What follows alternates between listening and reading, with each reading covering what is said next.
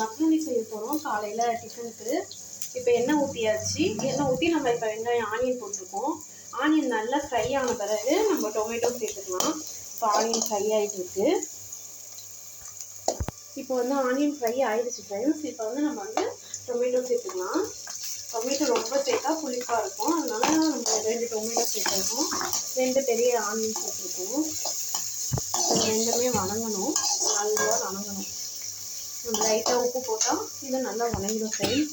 அதனால் நம்ம கொஞ்சம் சூடு போட்டுப்போம். எப்பயுமே வந்து நம்ம தக்காளி வெங்காயம் போட்டோன்னே நம்ம உப்பு சேர்த்தோம்னா சீக்கிரம் வணங்கிடும். நம்ம இப்போ லைட்டாக உப்பு சேர்த்துக்கிறோம் இதுக்கு வணங்குறதுக்கு ஃப்ரெண்ட்ஸ். இப்போ தக்காளி வெங்காயம் வணங்கிட்டுருக்கு. இது பாருங்கள் நல்லா வணங்கிடுச்சு. இது மாதிரி ஃபஸ்ட்டே பாஸ்தாவை வேக வச்சு எடுத்து வச்சுக்கணும் ஃப்ரெண்ட்ஸ். ஃபஸ்ட்டு ஒரு 20 நிமிஷம் வேக வச்சு பாஸ்தாவை நல்லா சுடு தண்ணி நல்லா ஹீட் ஆனதுக்கப்புறம் அதில் போட்டு நல்லா வேக வச்சு எடுத்து வச்சுக்கோங்க. அதுக்கப்புறம் இதில் பச்சை தண்ணியை ஊற்றி நல்லா சுத்தமாக இது பண்ணிவிட்டு எடுத்திங்கன்னா அப்படியே உதிரியாக வரும் ஃப்ரெண்ட்ஸ். இல்லைன்னா ஒன்றுக்கு ஒன்று ஒட்டிக்கும். பச்சை தண்ணி ஊற்றி நீங்கள் அலசிட்டாலே அது சரியாக தனித்தனியாக வந்துடும். இது மாதிரி வந்துடும். பச்சை தண்ணி ஊற்றி அலசினீங்கனாலே இது மாதிரி தனித்தனியாக வந்துடும் ஃப்ரெண்ட்ஸ். இது வெங்காயம் தக்காளி வணங்கிடுச்சு ஃப்ரெண்ட்ஸ். இப்போ நம்ம இந்த பாஸ்தாவை இதில் போட்டுக்கலாம்.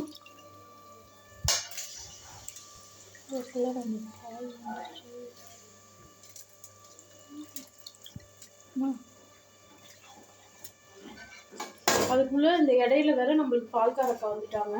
போய் அவங்ககிட்ட பால் வாங்கிட்டு வந்துட்டோம். இதில் வந்து நம்ம பாப்பாவுக்கு 5 months பேபி இருக்காங்க, அவங்களுக்கு பசும்பால் கொடுக்கறதுக்கு. ஆனால் இப்போ வந்து நம்ம வந்து மிளகாத்தூள் சேர்த்துக்கோங்க ஃப்ரெண்ட்ஸ். நம்ம காரத்துக்கு ஏற்ற மாதிரி சேர்த்துக்கலாம். மஞ்சத்தூள் கொஞ்சோண்டு போட்டிருக்கேன் கலருக்கோசரம். இப்போ வந்து மட்டன் தூள் சேர்த்துக்கிறோம். மட்டன் தூளும் நம்ம காரத்துக்கு ஏற்ற மாதிரி ஃப்ளேவர் யார் யாருக்கு எது பிடிக்குதோ. எங்களுக்கு மட்டன் தூள் ஃப்ளேவர் பிடிக்கும் ஃப்ரெண்ட்ஸ். உங்களுக்கு சிக்கன் தூள் பிடிச்சதுன்னா சிக்கன் தூள் சேர்த்துக்கலாம். இல்லை கரம் மசாலா பிடிக்குன்னா எங்களுக்கு கரம் மசாலா வந்து சேராது ஃப்ரெண்ட்ஸ். வயிறு வலிக்கும், வயிற்றுக்கு சேராது. அதனால் நாங்கள் வந்து மட்டன் தூள் சேர்த்துக்கிறோம். நீங்கள் வந்து உங்களுக்கு கரம் மசாலா செய்யணும்னா கரம் மசாலா சேர்த்துக்கலாம். இப்போ உப்பு போட்டேங்க ஃப்ரெண்ட்ஸ். இப்போ வந்து நம்ம இது எல்லாத்தையும் மிக்ஸ் பண்ணிக்கலாம்.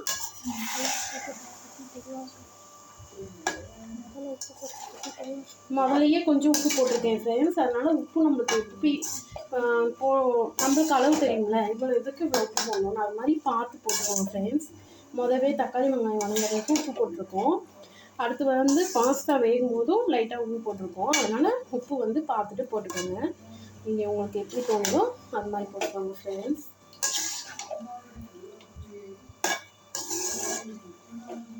நல்லா மிக்ஸ் பண்ணி விட்டுக்கோங்க. அப்புறம் பாஸ்தா வேகும். எப்படியும் வெந்துருச்சு. இருந்தாலும் இந்த மஞ்சள் பொடி போட்டோம்ல, சில்லி பவுடர், மட்டன் தூள்லாம் அந்த ஃப்ளேவர்லாம் பச்சை வாடை அடிக்காமல் இருக்கிறதுக்கு நம்ம இந்த மாதிரி நல்லா மிக்ஸ் பண்ணி விட்டு ஒரு 10 நிமிஷம் அடுப்பில் வச்சுட்டு ஆஃப் பண்ணிக்கலாம் ஃப்ரெண்ட்ஸ். இங்கே நல்லா கலர். இப்போ வந்து நம்மளுக்கு 10 நிமிஷம் ஆகிடுச்சு ஃப்ரெண்ட்ஸ். பாஸ்தா வந்து இப்போ நம்மளுக்கு ரெடி ஆகிடுச்சு. நீங்கள் பாருங்கள் இப்படி உதிரியாக இருக்குது. இதே நீங்கள் ஃபஸ்ட்டு அந்த கழுவுலன்னா இப்படி உதிரியாக இருக்காது. இப்படி அழகாக உதிரியாக இருப்பாருங்க.